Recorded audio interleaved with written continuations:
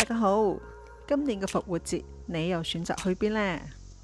我就決定鼓起勇氣挑戰下自己，進入連綿不斷、壯觀秀麗嘅八仙嶺山脈一探究竟。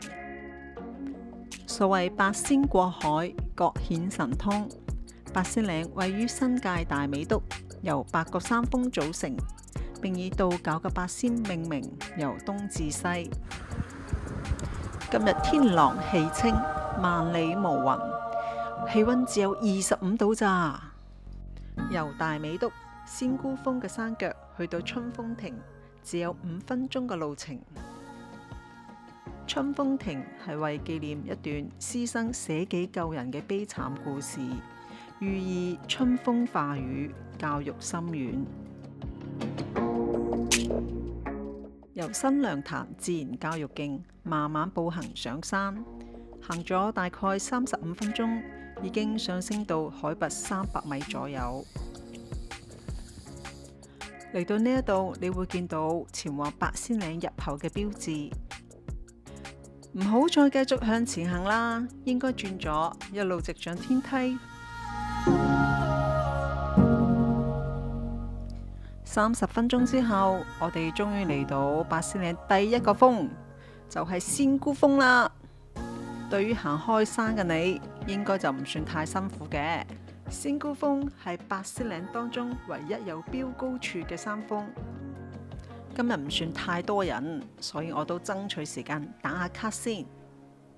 仙姑峰係八仙嶺最東面嘅山峰，海拔高511米。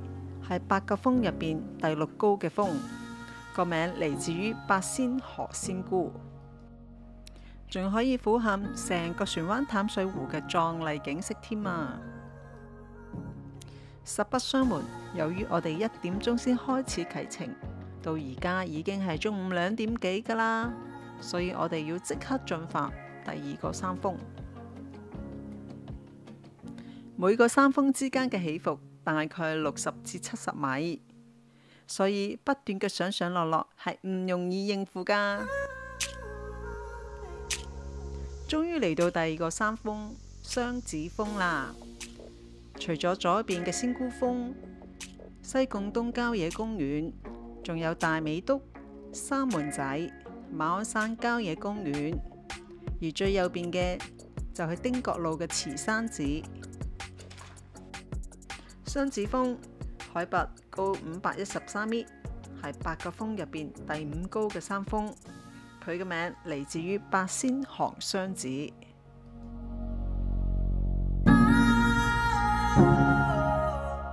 終於嚟到第3個山峰彩和峰，海拔489米。之後個山峰除咗鐘離山峰之外，都係一座比一座高。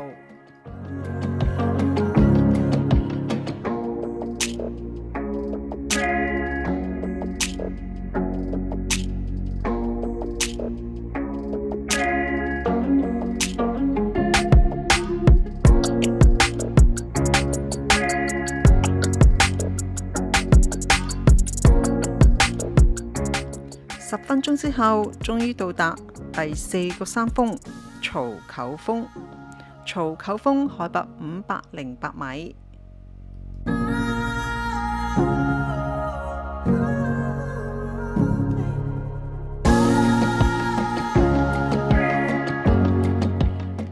好，繼續向前行，我哋終於嚟到第5個山峰拐李峰。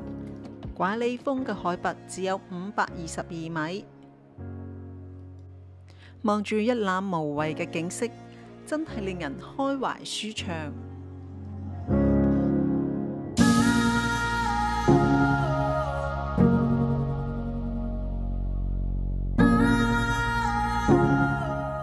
第6個山頂果老峰，海拔543米。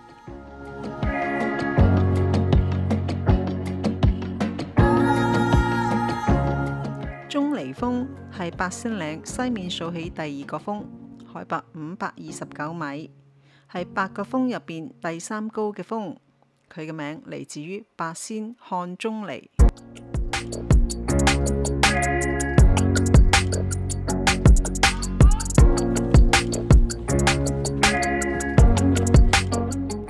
最後我哋嚟到八仙嶺最高嘅山峰純陽峰。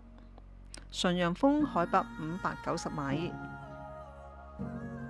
純陽峰以八仙之一嘅呂洞賓號純陽子嚟命名。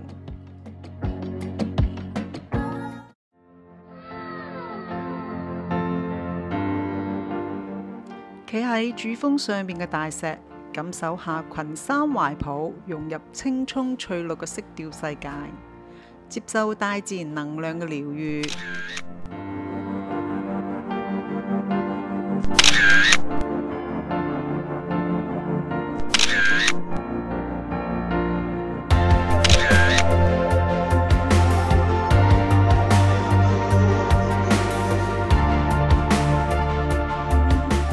八仙嶺向西連接住黎璧山、黃嶺及屏風山等，連綿嘅山脈形成咗一道天然嘅屏障。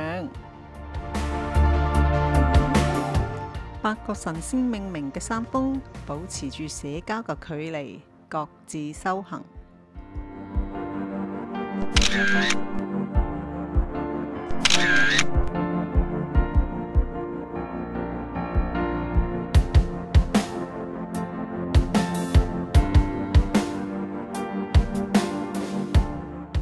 話一個秘密俾大家知啦，八仙嶺係一個水形山，代表住人緣、智慧同桃花㗎。完成咗八仙嶺嘅集郵，由純陽峰去到鶴藪，原來仲有8公里嘅路程。Oh, no!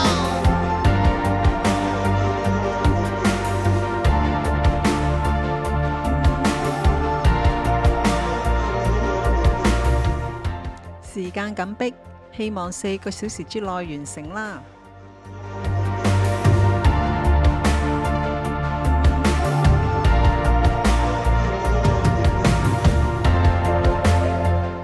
人生嘅道路亦同樣起伏無常，有高山就有低谷。每一次人生嘅低谷，都係為咗迎接下一個高峰嘅來臨。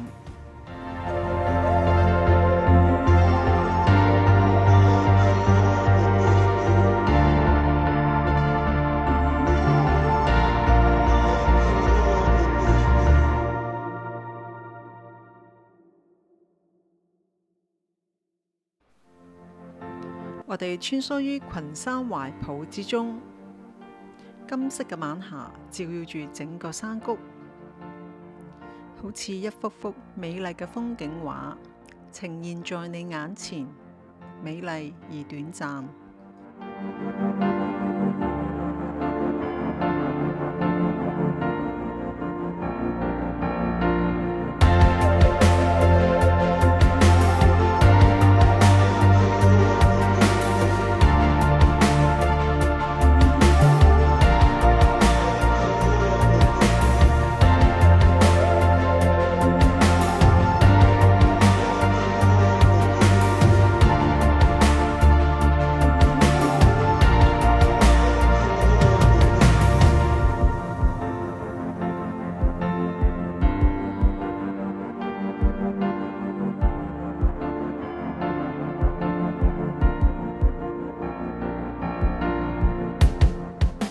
不知不覺就去到鳳馬古道另一條天梯，天梯嘅落差非常之大，要步步為營。終於用6個小時完成咗12公里嘅行山路線，對於一個新手嚟講，非常之有挑戰性及成功感。期待下一次再闖高峰啦！最後祝大家如意吉祥，出入平安。